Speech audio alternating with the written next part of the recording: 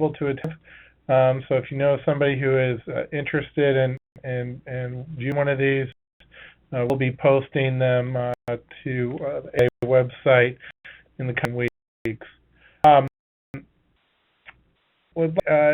some point towards the end of the call, I will unmute all the phone lines so individuals can ask questions on their own. There's also a hand-raising function where I can unmute your line individually. If you're using your computer to listen to this call or a speakerphone, please mute your line when I unmute the lines. We do get a lot of feedback, and so then I have to remute everybody, and this call is not as interactive as we'd like it to be. So with that, those logistics finished, what I'd like to do is turn this over to Andrew, and what's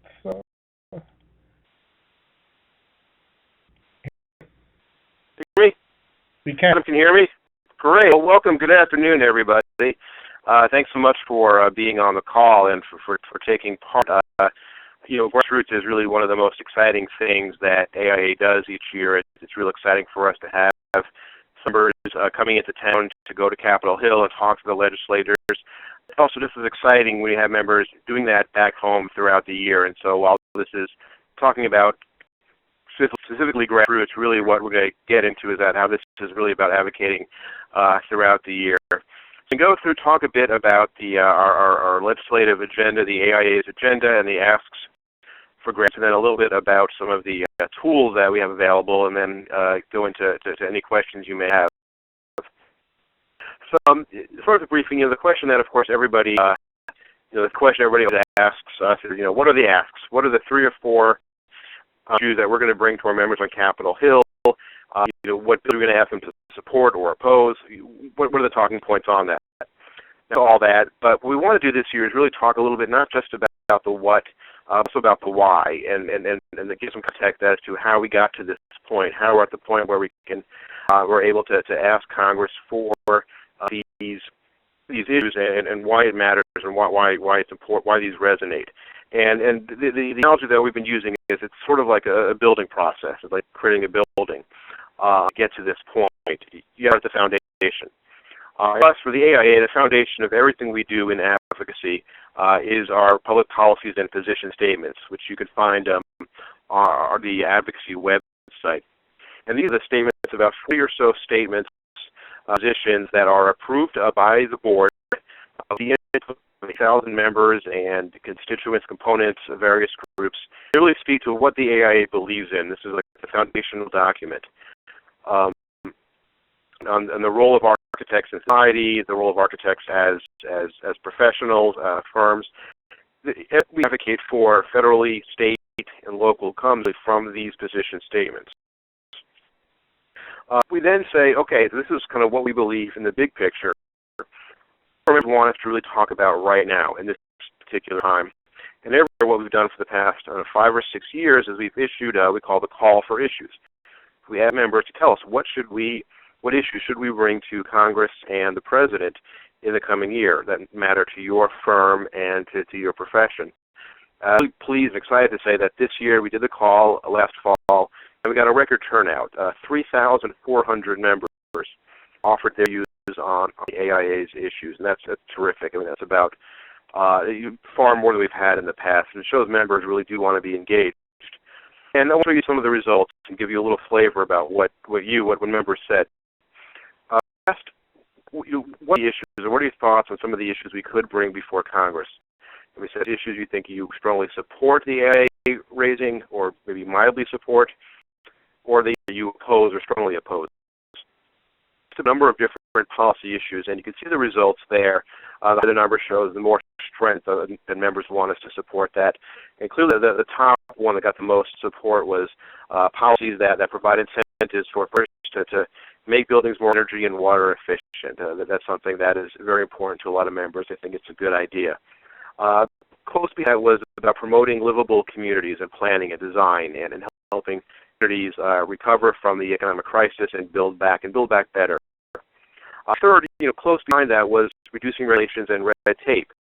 And I think the idea that went through a higher call for issues was the idea that as the economy slowly, steadily comes back, members don't want to be held back by rules and regulations that inhibit the ability of the profession to grow and for the design construction industry to get back on its feet. Members, beyond specific issues, open-ended, what are some of the other issues that we should advocate before Congress? And as you can see, we got tons of answers across the spectrum, everything from term limits to healthcare reform to strike probation, a whole bunch of issues. That got the most results by far, though. It was a pretty striking number. The biggest plurality, 18%, was spending more money on infrastructure. That was something that a lot of members said was a very important role and that I should advocate for. But in particular, and this was in a lot of comments, it was saying we don't just advocate for infrastructure that's commonly defined in Washington as roads and bridges and water systems. We need to the case that infrastructure is buildings as well. It's vertical infrastructure. It's the buildings, the homes, schools, hospitals, public buildings, commercial buildings that people live, work, and spend 90% of their time in. And we wanted us to make a case that infrastructure is also about the buildings. And one of the comments that came in second, which was also really interesting, was what we wanted us to advocate to Congress was basically to tell Congress to do its job better, to stop work in a more bipartisan manner, put away the acrimony, and try to get things done. And that fits in pretty well with, I think, the role the IA has played, a reputation in Washington that we do try to get things done on a partisan basis, and we need Congress to get back to work and solving problems. This was an interesting question. We asked members to get a kind of a gut reaction. We said, should the AI focus primarily on policies and legislation that speaks to good design, sustainability, livable communities, historic preservation, good design principles? Or conversely, should the AI focus on legislation that refers to the business and the practice of architecture, regulations, taxes, health insurance, things like that? And as you can see, we're about a quarter of respondents to the call for issues said it should be those design issues. Roughly said it should be the business issues. And half, which is more than half, said it should be both. That we really have to speak broadly about not just about the helping firms get their feet and grow and thrive. We have to do that in this economy as we recover. But we can't lose sight of the important design principles that architects employ in their job, and we have to keep advocating for sustainability and historic preservation and other good design principles. And so those ideas are things that we use to build up the foundation of our issue agenda, looking at both the business side, the practice side of what we advocate for, but also the values of good design. So we found out what the members thought.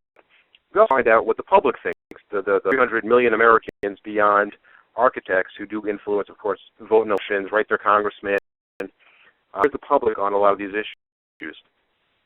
And so we used a polling firm here in Washington to do a survey of U.S. voters, ask where they stand on various issues. And as we saw were really interesting because on a lot of the issues that we've worked on in the past and that the members said were important, there actually broad support from the public. Asked about supporting, extending various tax incentives for making buildings more energy efficient. And 1% of the public said they supported that. And it got a majority of Republicans, of Democrats, and independents. So should the government spend more money today to make public buildings more energy efficient if there's a payback down the line? And despite the fact that there's broad support for reducing the deficit, cutting spending, 60% of voters said yes, if we can spend a little more now and get some results down the road, it's money in the long run, that's a good policy.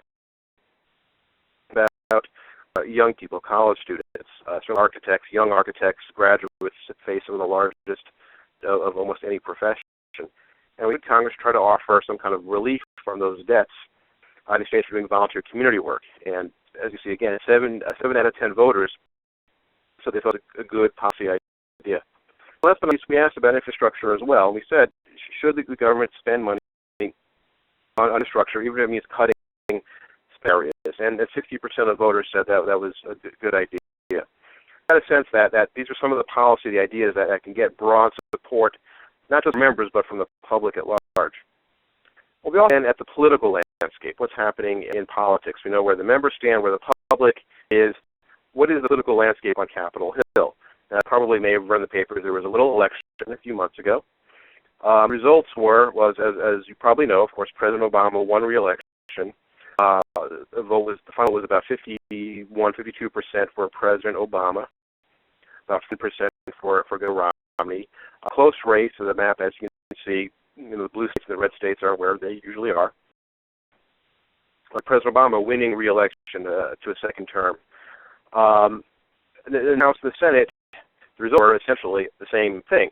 The parties that were in power remained in power. The Republicans kept control of the House. They lost a few seats, but still are in control. Senate, Democrats picked up a couple of seats, and so they're in control with a slightly bigger majority, although they don't have the 60 votes that you need to really cut off debate in filibusters. And so the political environment we're in is not much different than what it was last year. You had a Democratic president, a Republican House. I mean, in the past few days and weeks, they're not getting along too well. There's a lot of partisan debate. And then it's in the middle where you really need to have some bipartisan support to get anything done.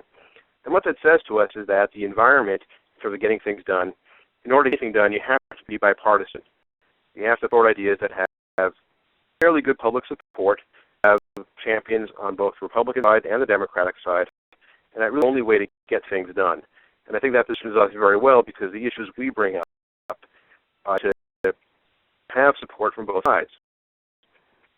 We took all the information, we brought it to the Board Advocacy Committee, which is the board committee that oversees advocacy, and that's why we sat down and we set the agenda. And we launched this agenda last week with Congress and the White House and the media. And I want to talk a little bit now through that agenda.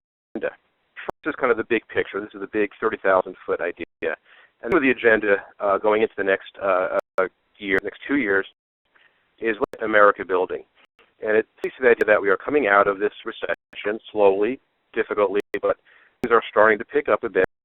We have needs to get people back to work, also to repair and reinvest in buildings and in communities, and work and get things building up again and back to work. We can really start to build a better economy and a better community and better built environment. These are just 5 key themes. First, small businesses create jobs. 99% AIA members, 95% of firms, have fewer employees. We really are a small business profession. Many firms are sole practitioners, or maybe 1 or 2 people. And we will advocate for things that benefit all firms of all sizes, but certainly the smallest firms who face some of the biggest challenges in terms of taxes and regulations and getting off the ground. We want to make sure that whatever policies Congress passes, those firms grow and move forward because they do create jobs. Now, the project itself, the buildings, and this is where we get to the idea that infrastructure is not just about roads and bridges, it is about buildings. And we actually debated a bit what to call this setting, which we call it about in our built environment, vertical infrastructure, structural facilities, and somebody came up with the idea, let's call it, that's actually what it is. And let's explain that infrastructure is not just the vertical, the horizontal, but it's also other buildings, schools, public buildings. Let's invest in making buildings more efficient, more resilient, more livable, focus on preservation and housing to actually ensure that the building stock of this country is in better shape. We want to get the bigger picture communities.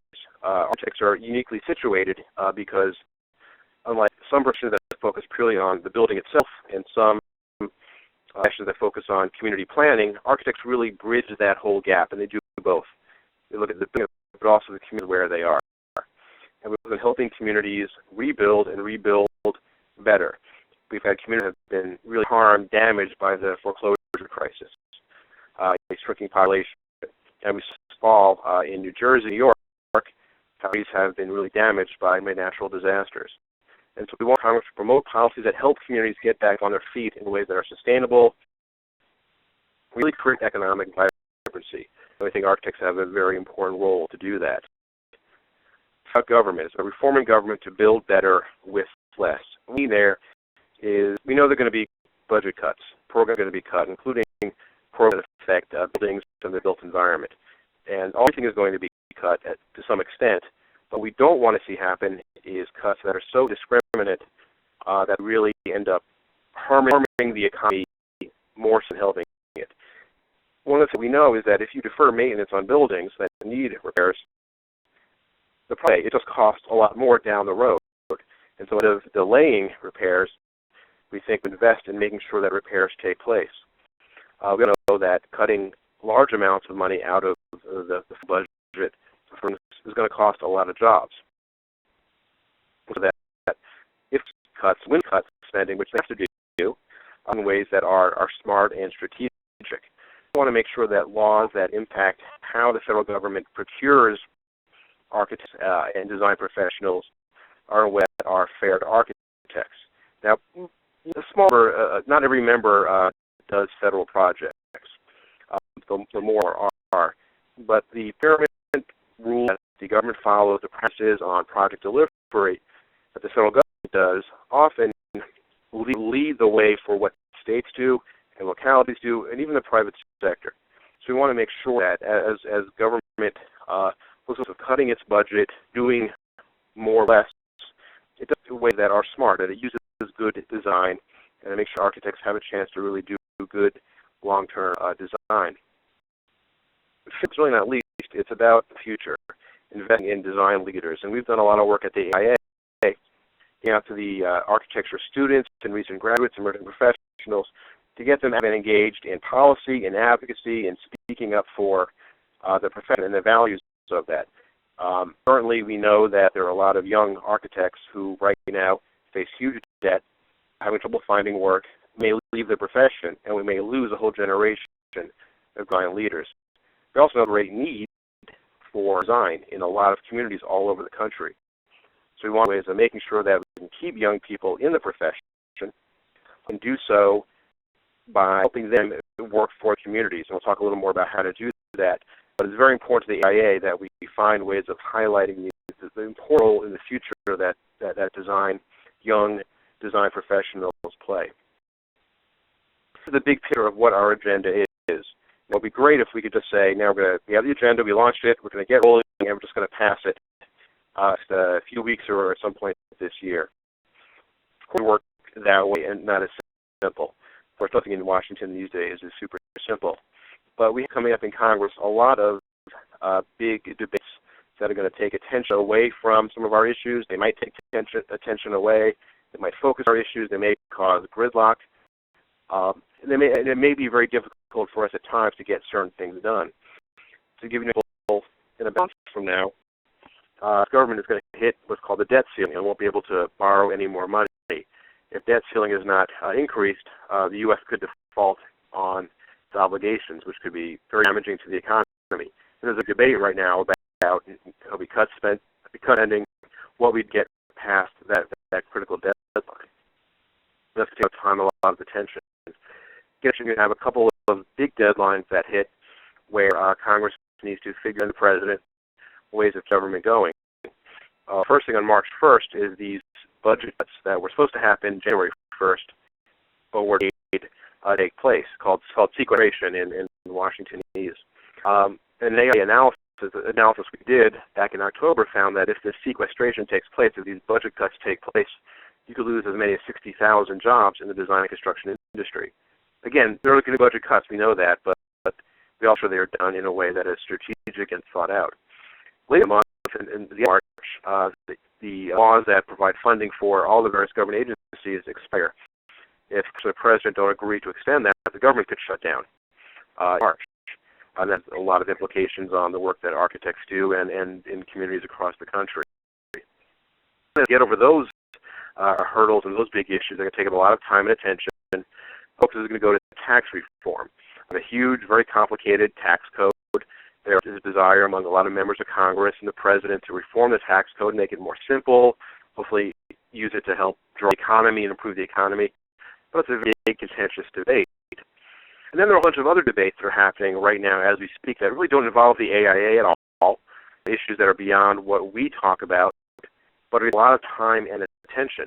Guns, just earlier today, the president, his legislative plan for dealing with gun control. There's possibly going to be a very big debate about immigration policy, a bill that Congress failed to pass last year, and a whole bunch of things that are going to come up. And all of these things, even if AIA doesn't play a role in these, they take attention away from other issues. And so things as hurdle blocks that we have to confront as we move our agenda forward. There's an election, and I hate to tell this. Got through an election, but there's going to be another election in a year and a half, November 2014. All of that, a third of the Senate are up for re-election. And next January, really, January 2014, that election begins in earnest. And it becomes hard sometimes to get things passed in an election year. And so at our agenda that we're launching now, we know it takes some time to get through, and there are going to be diversions and hurdles in the way of the process. But this is a big picture of what we want to do and move forward over the 2 years. In March, for a second, I mentioned there's some big things happening in March. Budget cuts are happening, funding for the agencies. Well, guess what's happening in March? Grass happening about a week or so before the agency's funding deadline expires. And I have 600 members coming to Washington at right around that time.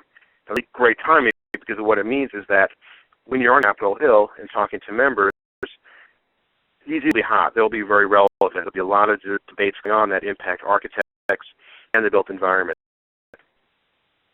This is back to what we're going to be asking you to ask your legislators in March. Looking at our agenda, looking at all the things behind it, the members' views, the public's views, where the debate is right now. These are the issues that we've pulled from our agenda and said these are the issues we think are most relevant to what's happening in Congress right now, where we can have the biggest impact. Now, before the issues, one caveat, which is that right now it is January. Truth is in late March. A long time in politics. Things may change, issues may shift, details may change as forward, and so we're going to provide talking points on these issues in the probably next week. They'll change as we get a bit closer to Grassroots to remain up to date and relevant. But these issues we believe right now are going to be most relevant and most for discussion. The tax code works for small firms and also in for design. As mentioned, Congress beginning to look at reforming the tax code. 80% of architecture firms are what we call pass-through entities, corporations, partnerships, where the partners pay individual tax rates. There are some proposals for tax reform that would lower taxes on traditional corporations, but potentially could actually raise taxes on these pass-throughs. We're not asking for any special benefit for architects or special deal or special handout, but we're sure that whatever happens, that it treats architects fairly, equitably. We're going to be talking about to make sure that these pass-through entities are a part of tax reform and are treated fairly. We're also talking about some of the tax incentives. Right now, billions of dollars in tax incentives flow to developers and owners for actions that relate to the built environment. Conservation tax incentives, low-income housing tax credits, energy efficiency, and so on. These may change. They may sweep them all away. They may consolidate them. We want to know whatever Congress is, they make that the tax code promotes, incentivizes good design, sustainable design, livable, and resilient. And so we're going to talk about ways that there's an opportunity here to create a tax code that is better, that is fairer, but also continues to promote good quality design. The issue involves retrofits. We talked about how that was a big issue for our members and for the public as well. How retrofits are triple winners. They create jobs, they help lower energy bills, and they're good for the environment. We're talking about something called the Energy Efficient Commercial Buildings Tax Deduction. It's Office 179D after its place in the tax code. It's been around since 2006 and financed billions of dollars in energy retrofits. There's a provision in there that enables architects to get part of the deduction for buildings. It's actually provided a tax incentive actually for architecture firms. It creates jobs, and it has work to actually lead to and spur retrofits. But it expires at the end of 2013. If Congress doesn't act, it will end in 2013 and won't be there anymore. we want Congress to extend it and also make some small changes to it that will make it work even better. And that's an issue, that's something that we've been a leader on Congress in Washington in promoting 179D and the benefits it has to building owners and designers and to the economy. Building repairs and renovations. We know there are going to be bill cuts to spending programs. We need to reduce the deficit. But we all know that cuts that are indiscriminate, that are too big, are counterproductive. Because if you get money for repairs and renovations and retrofits, it's costing a lot more down the long run. We need to educate policymakers about that fact. And we've shown that in our analysis that some of the cuts coming up could cost as many as 60,000 jobs, which is what we need right now in the struggling economy. And recurring maintenance will end up costing us a lot more in the long run. An example that we've shared with Congress is the Capitol Dome, something that members of Congress know very well. It has about 1,300 cracks in it right now. There is a need to repair it, and Congress is currently debating whether or not to provide that funding. One building or part of a building, but it's a pretty vivid symbol for members of Congress. If we can't actually keep our Capitol Dome in good shape, then what does it say about us as a country and our ability to meet our obligations and invest in building infrastructure in the long run? And so we're going to make sure we send that message to Congress that they need to make sure there's adequate funding to pay for necessary vital repairs now so we don't end up costing more in the long run. The fourth issue is supporting a bill called the National Design Services Act. And this is not a bill that's been introduced in Congress yet, but a proposal that was developed by the AIA and the AIAS, the architecture students, and it speaks to the fact that architecture students have some of the highest debt in the when they come out of architecture school. Under federal law, there are programs that allow doctors, even veterinarians, to get their student loans in exchange for doing pro bono community work, in their communities. We show the same kinds of programs available to architects, and so the National Design Services Act actually extend those kinds of programs for architects, young architects, graduates, to be able to work in their communities for design centers in exchange for some student debt relief. Those issues are issues that are ripe right now. They speak to our broader agenda about getting America rebuilding and have the most impact on Congress coming up in March. So they are the asks. As I said, we're going to have much more detail about them and talking points that are coming out hopefully next week. With the issues may change as things develop in Congress, but those really are the four areas we want to focus on. What I'd like to talk about a little bit is not just what the issues are, but also kind of how. What some of the tools are that AA provides to make these possible to help kind of build the ability to persuade Congress.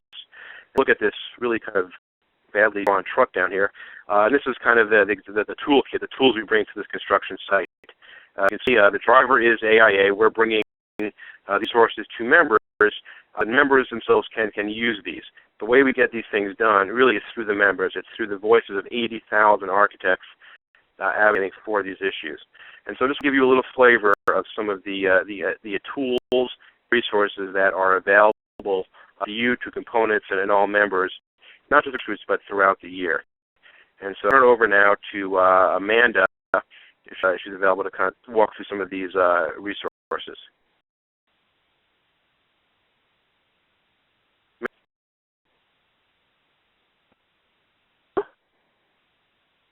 Can you?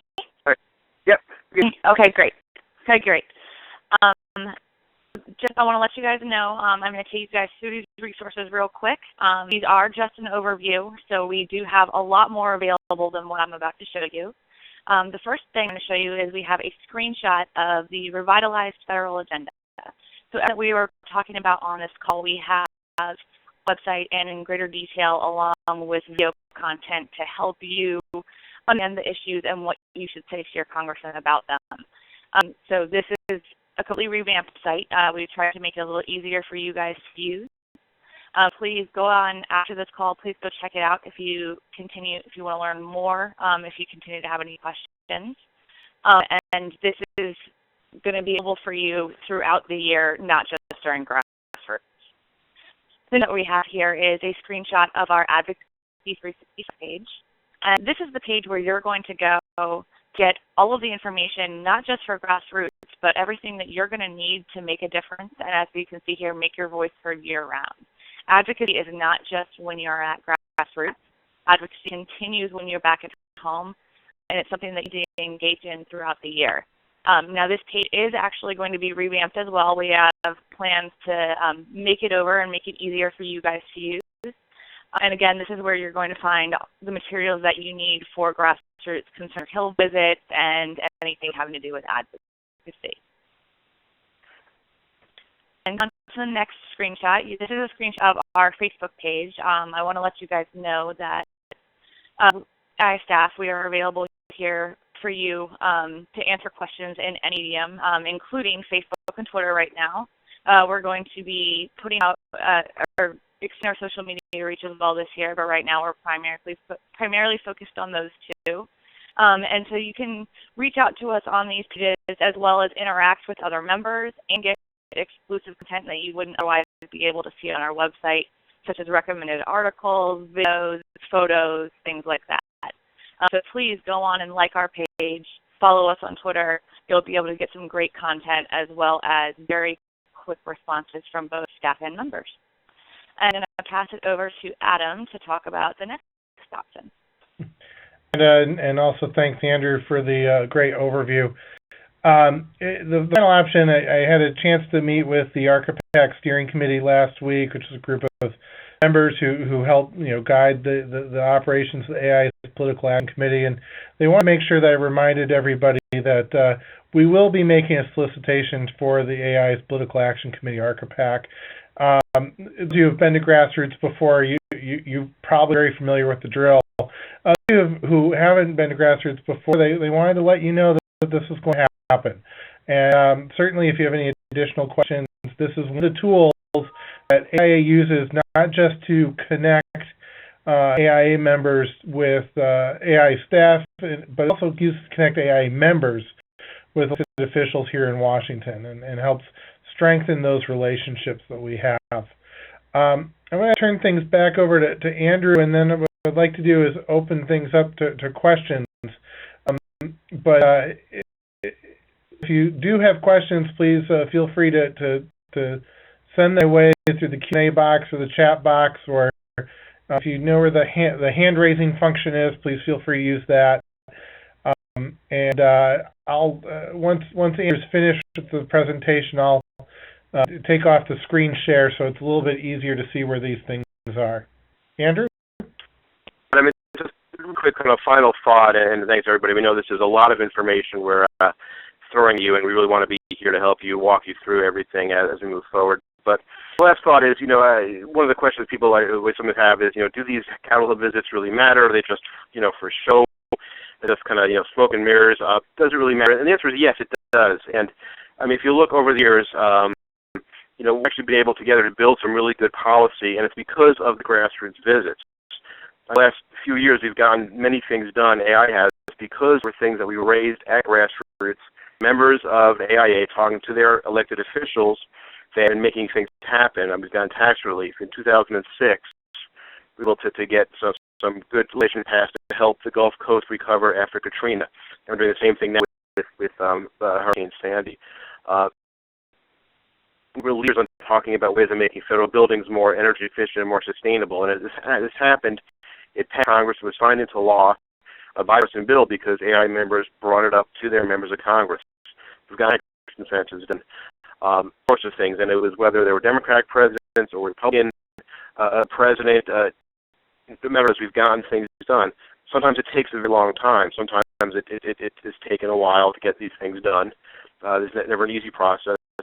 But it does happen fast, and this is an example here. Just last year, we brought up a year ago to Grassroots this bill, the Small Business Protection Act. It basically enables, ensure that small architecture firms will have access to loans, to contracts, things like that. The bill introduced in late 2011 by a Tea Party Republican and a fairly liberal Democrat, a bipartisan bill, and we're members to their members of Grassroots, right on gridlock and all of the acrimony and stuff. This bill really passed and was signed into law just at the very beginning of this year by President Obama. and because AI members brought it to their members of Congress to build support for and educate them about what the texts do, and so that we've gotten things done. It's not easy, certainly, it takes some time, but you and the work you do throughout the year on advocacy does have results. And so again, thank you for this, for Grassroots, if you are, and being a part of the process, and to know that we here at AIA are a resource and ready to answer any questions you have, either on the today or moving forward down the line. And with that, I want to thank you and turn it back to Adam. So we already have one question entered in, and what I do is I'll just a couple changes here as I move things over. But what to do? The first question comes from Lawrence Fabroni, and excuse me if I butchered your name, Lawrence. And it is have with ARCAPAC, and in particular, what is sort of the giving levels of ARCAPAC that are out there? Lawrence is going to make a presentation to his local chapter. And basically, it's a voluntary contribution. Most contributions average to be around $100. We really have various giving levels that are defined at arpac.org. And this year's goal for 2013 is $201,300. So 2013 with a couple zeros at the end for 2013. Last year we had our most successful fundraising year for ARCAPAC. Still fell short of the goal, but we really are making progress, and that sort of helps answer the question. Other questions out there, I do have one question for you that sort of related to all of this, and certain things do change. Look at the issues that you've outlined here. What would be one of the more common responses some members might get for example, an issue like tax reform, where there is a lot of legislation out there, but there is a lot of discussion? How would a member respond to that? A very good point. I mean, there are, as you said, there is no spit out there. The president had put forward a kind of a big picture kind of proposal last year. Some of the number of members of Congress have support different kind of proposals. The big question with tax reform is always the promise of it, or the hope that people have, that it will lower everybody's taxes, and that may happen. But to do that, Congress may need to get rid of some of the deduction incentives that people use, including developers and owners, to do business. And so I think one of the things you may hear is, well, we love for your we'd love to cut taxes and things like that, but we may have to get rid of things. And I think we're going to have talking points that kind of go with this, but I think the key message is we want to say is happens on rates. We want to make sure that firms are of different setups are treated fairly, especially those that are pass-through sole practitioners. Want to make sure that they don't have they don't see the taxes go up a lot when other people have theirs going down. Let's be fair about it, but let's also make sure there is a role for to use the taxes to kind of finance and incentivize some really good quality design. Great. Another question here. This one's sort of directed to me, but if anybody else has another want to add on, what's the best time to schedule your appointments? And say start scheduling them right now. When I worked in a congressional staff on the campaign side, we would schedule things out 1 to 2 months out, and certainly there is time to do that. Amanda or Andrew, if you want to add to that. Another point about this, and I don't know if folks on the call have done before, if they're veterans of Grassroots or new to this. This is, I guess, directed towards some of the new folks. You may end up meeting with a staff member if you go up to the Hill. This is especially more so on the Senate side. So of course, the goal is to build that relationship with a member of Congress. But I will tell you meeting with the staff is in many cases just as much better because they are the ones who really dig into the issues and do all the detail work. And if you can build a relationship with a staffer, they're also easier to get in touch with on a regular basis. You can't just call up and talk to the Congress, but if you build that relationship with the staff as well, that is really important. I know sometimes people feel like, well, if they just talk to staff, that's a step down. But staff do a lot of the work, and the staff are young. People are very young, but don't off because these are very smart, incredibly hardworking, very savvy people, and the ones who can really be that entree into building that relationship with the member of Congress. I have one other question. I'll let you cover this one, and then after this, I am going to try to unmute the lines in case there are any questions out there. Grassroots 2 to 3 years ago, the Leave Behind was a blueprint type sketch. I'm going to paraphrase the question a little bit. What is the plan for the Leave Behind this year? Will there be a Leave Behind? Oh yeah, question. There's still there'll definitely be a leave behind. It's always very important to have something that you can.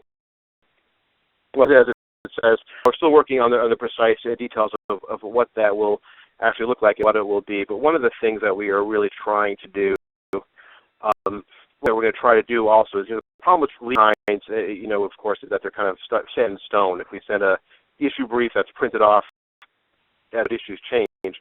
What we're going to try to do is have whatever leave behind we do is have something that with either a QR code or something that can enable staff on the Hill or policymakers to then link back to all the information on our website, which we're able to then update so that staff will have access to the best information. I use on the Hill, and I know it gets kind of issue brief from people who visited, and go back to it 6 months later, and it was already out of date. And so this is a way to make sure whatever we leave behind can be, you get some good up-to-date information. I'm going to unmute all the lines here, and if it works, we'll hear some, if there may be some additional questions. Are there any additional questions out there?